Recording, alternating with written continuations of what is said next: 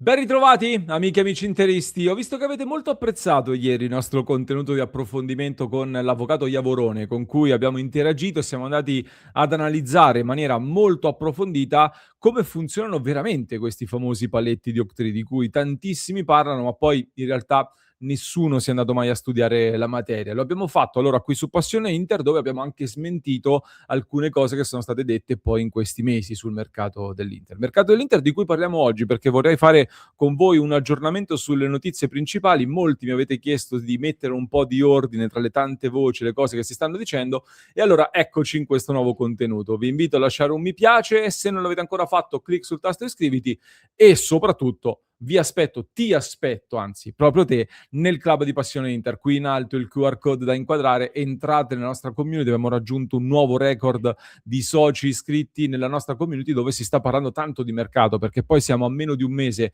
dalla prima giornata di campionato e ci sono diverse cose da fare. Sono tre le principali notizie di mercato da analizzare oggi, con delle riflessioni con cui poi vorrei scatenare i vostri commenti.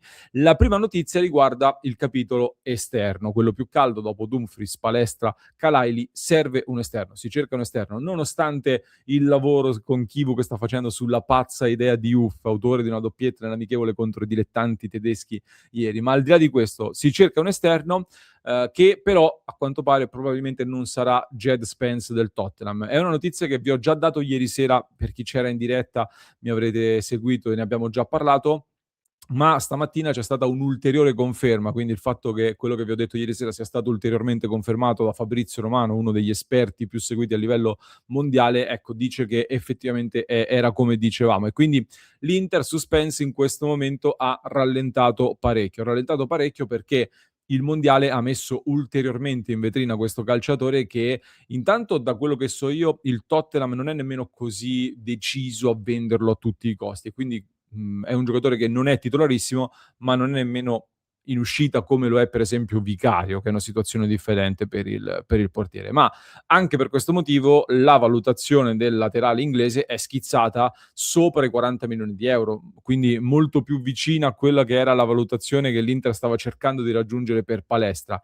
E l'Inter quei soldi non li spende per un giocatore che piace, ma non al punto da farci un investimento come quello che era stato previsto per Palestra, un giocatore differente anche per caratteristiche anagrafiche, anche più giovane, e io condivido francamente questa scelta, nel senso che Spence è un buon giocatore, a me piace, ha del potenziale e penso anche che in Serie A possa fare veramente bene, ma non è il giocatore che cambia l'Inter. E quando un giocatore poi ha 26 anni come Spence e non 21 come Palestra, viene meno anche quell'ottica di valorizzazione, cioè non è poi semplice valorizzare il calciatore e rivenderlo in futuro ad una cifra più alta di quella che stai spendendo. E questo non perché l'Inter debba comprare tutti i giocatori con l'idea sempre di rivendere, non è che l'Inter deve ripartire come l'Udinese, eccetera, dal comprare e rivendere sempre, ma intanto questa cosa l'Inter comunque dovrà farla sempre di più, il famoso player trading, per quello che è il mercato ad oggi anche l'Inter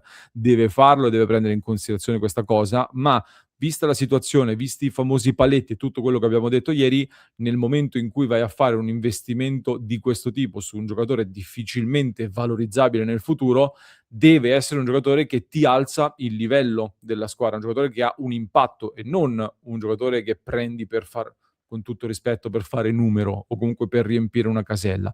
E quindi in questo momento Spence è un giocatore fatto e finito, sì, ma non di quel livello che alza l'Inter, secondo me. A differenza invece di quello che rappresenta Romero, che è la seconda notizia importante di giornata, perché ci sarà un incontro nelle prossime ore per Romero e questa è una cosa di cui avevamo già parlato a inizio settimana. Se tornate indietro sul canale lunedì, lunedì se non sbaglio, sì, abbiamo pubblicato un contenuto qui su Passione Inter in cui ne parlavo. L'Inter sta provando davvero a percorrere la pista che porta al Cuti Romero, un difensore che costa tantissimo, ha 28 anni, si parla di 50 milioni per il cartellino, un ingaggio che sarebbe sui 6 a meno che non accetti un taglio prolungando su 5 anni, ma sarebbe comunque tra i più pagati della rosa dell'Inter, qualora venisse confermato. E al momento la cosa certa è che lascerà il Tottenham. Dunque il Barcellona c'è, il Barcellona è un'opzione, ma il Barcellona ha preso Gordon, ha preso Adeyemi, sta cercando un attaccante e quindi In difesa sta valutando in primis una soluzione che costi meno. Per esempio, Laporte sembra un nome più caldo, anche per andare a comporre quella difesa che ha vinto il mondiale con la Spagna. Laporte, Cubarsí, Laporte ha 32 anni, quindi è sicuramente più abbordabile eventualmente rispetto ad un Romero che lascerà il Tottenham. È un giocatore di livello internazionale su cui l'Inter quindi può portarsi in vantaggio ora con questo incontro. Faccio qui 2 considerazioni con voi per discuterne. La prima è: vista la situazione attuale dell'Inter, secondo voi è la mossa più giusta quella di andare a mettere una fiche pesantissima comunque a livello economico come questa su un giocatore di 28 anni, cambiando poi la difesa di fatto? Oppure potresti ripartire da quelle che sono le certezze che hai attualmente e andare sul mercato a prendere il prossimo Romero? Cioè, anziché prendere il giocatore fatto, finito, subito, oggi come Romero, a cifre altissime, te lo metti in rosa e cambi quelli che sono gli equilibri attuali, c'è la possibilità eventualmente di andare sul mercato a cercare il giocatore di 20, 22, 23, 24 anni massimo, un giocatore considerato però tra i top mondiali di quella fascia di età lì, da far crescere poi dietro a Bissek, Akanji e Bastoni. Lo fai crescere in casa, lo costruisci come per fare un po' di esempi di nomi, mi avete detto Vuskovic, che però è già accasato. Vuskovic, tra l'altro, molto forte, ma a livello di lettura è uno dei giocatori più interessanti a livello internazionale, però è lento, quindi non so, ecco, se è il profilo giusto a cui pensare, visto che poi comunque è andato, quindi lasciamolo perdere, così come poteva essere per esempio Diomandé dello Sporting, che però va al Nottingham per 40 milioni, oppure ecco Ordognas già è un altro profilo, se ne parla molto bene del Club Brugge, è già un profilo da tener d'occhio, o un Thiago Gabriel del Lecce, per esempio, anche se è una cosa diversa, però per darvi l'idea di un profilo del genere, vado a prendere uno dei giovani più forti in circolazione, come poteva essere il Leoni dell'anno scorso, per esempio, ci sparo sopra un investimento altissimo, così poi me lo costruisco in casa con il tempo alle spalle dei titolarissimi. Anche perché la terza novità che poi commentiamo oggi, la terza notizia del momento, la riporta il giornalista Orazio Accomando, che tra l'altro ci siamo sentiti qualche volta, dovrei portarlo sul canale se è disponibile, che a Mediaset annuncia che l'Inter è ad un passo dal rinnovo di Jan Bissek, che prolungherà quindi fino al 2031, mentre ci sono dei passi avanti anche per il rinnovo di Carlos Augusto fino al 2030, contatti costanti e intesa vicina, scrive Orazio Accomando per Mediaset. Quindi un Bissek che rinnova. Ecco, anche le ipotesi che stavano circolando in queste ore di un possibile ritorno di fiamma del Bayern diventano sicuramente più complicate.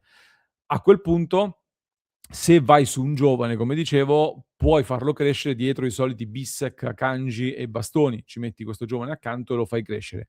Se prendi Romero invece, secondo me, la difesa di base diventa Akanji che torna a destra, dove può far meglio rispetto al ruolo di centrale. Romero va al centro e Bastoni a sinistra.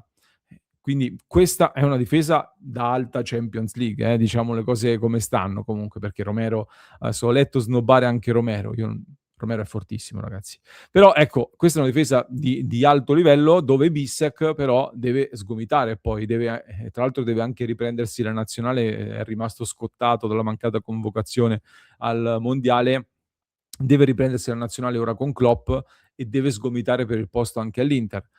Logico che poi Pavard va considerato in uscita, anche nonostante le voci di questi giorni su una possibile conferma, perché una difesa con Akanji, Bissek, Pavard, Bastoni, Carlos Augusto e Romero non ci credo mai, sarebbe sarebbe, non lo so, un ritorno ai tempi di Moratti, ma al contrario con 100 difensori, ecco, non mi sembra molto, molto complicato.